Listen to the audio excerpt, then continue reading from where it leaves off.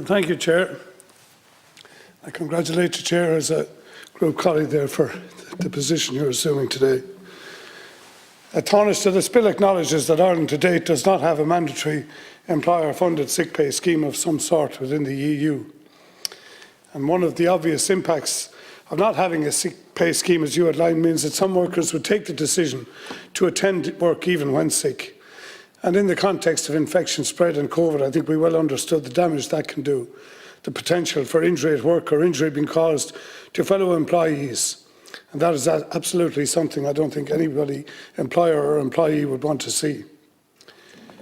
You outlined that the Department have done quite a bit of background work here, and that up to 50% of workers in the state you feel are already covered by either statutory or employee sick pay schemes. And you also know quite well that the public sector worker enjoys a sick pay scheme already. That's an anomaly here for employers in the private sector, Taoiseach, under the scheme, because small and private employers who are presently going to have to now fund this scheme will be funding it out of their revenues, while public sector bodies and employees are being funded from the state. So I think this is an inequity that it exists across a number of other areas in the state. It is something that we will have to look at going forward. I don't think it's entirely fair, particularly for small, medium, micro enterprises, that suddenly they have to suffer this cost.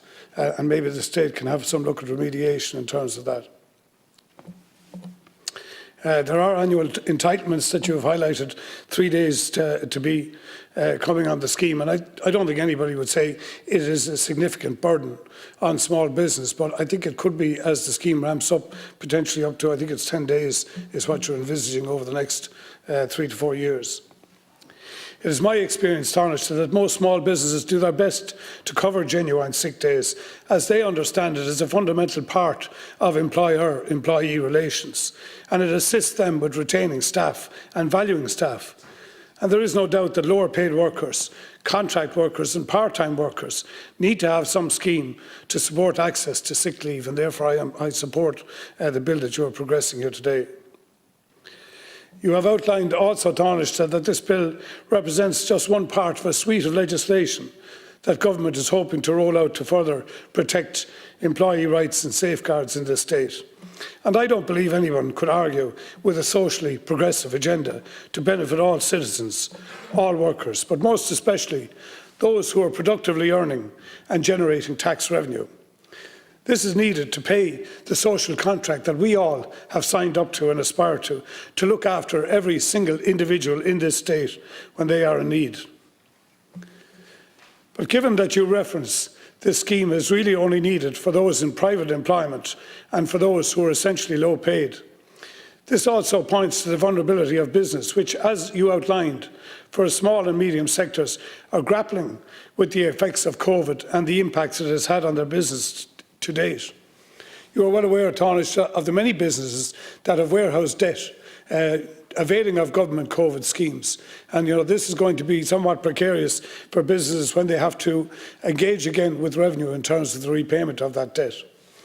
They are facing now also increased costs environment across the board in terms of manufacturing and service provision.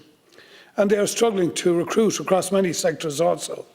And this is particularly applicable to food manufacturing and the construction sector, as you know.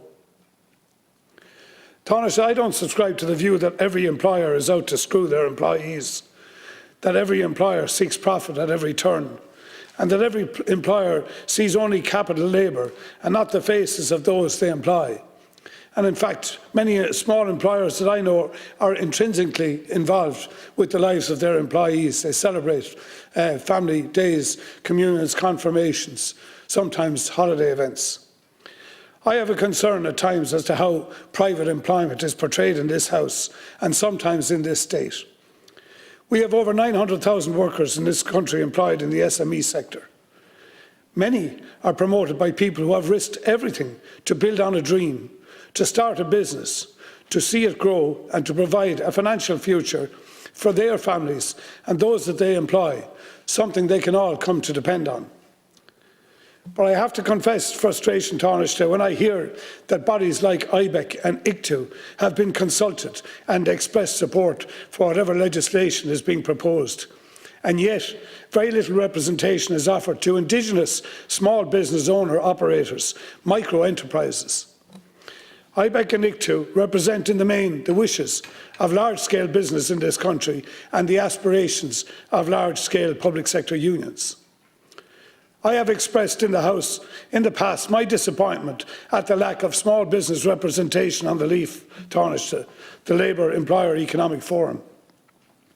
You have mentioned today that one-size legislation may not fit all, but yet, in effect, that is exactly what is being proposed here today.